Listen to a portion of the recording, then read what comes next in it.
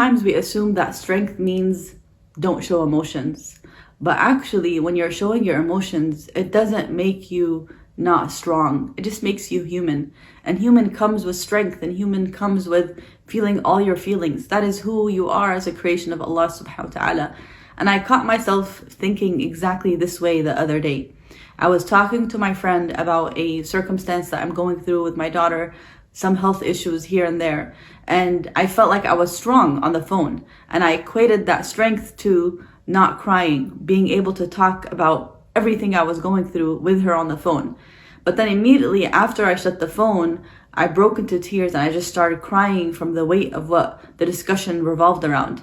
And I told myself, Samia, you just lost your strength.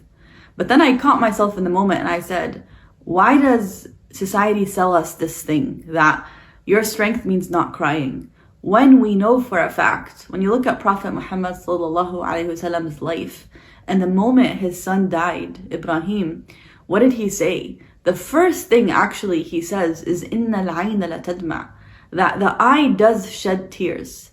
And that shedding of tears didn't make him weak. It actually made him a human being. It made him a beautiful creation of Allah who uses the feelings that Allah gave him and uses the emotions and using the outlets that Allah gave him to release what he was going through.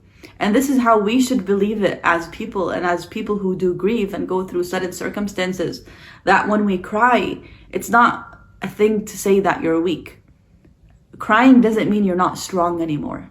Crying just means that you're a simple human being, and that's how Allah subhanahu wa ta'ala created you. And sometimes when we take that feeling of overwhelming sadness, sometimes we think we cannot approach the Quran like that because we're not strong.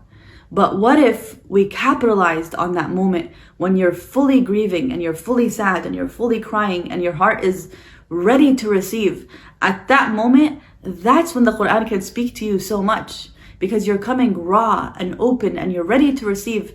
And these are where the ayat can speak to you the most sometimes. Sometimes it's in these moments where you're feeling like, I don't even know how to pick myself up. That one verse will, catch your heart. That one verse will touch your heart and tell you something that you've never seen before. Because the Quran at the end of the day is for you. The Quran is not some superficial words of God that just are there to sit and give you more relaxation and more strength when you're already feeling strong. The Quran is there for all your moments, at your weakest and at your strongest. So when you're at your weakest, don't prevent yourself from coming to these words that can give you that strength. Right? The strength isn't not crying or not feeling emotions. The strength is being able to face what you're feeling, knowing that Allah is with you and knowing that He sent you words to speak to you directly about what you're going through. So when you're feeling sad, don't think you're weak. Know that you're a creation of Allah who Allah loves to reassure. Go back to His words and Allah subhanahu wa ta'ala inshallah will reassure you through the words He sent to your heart.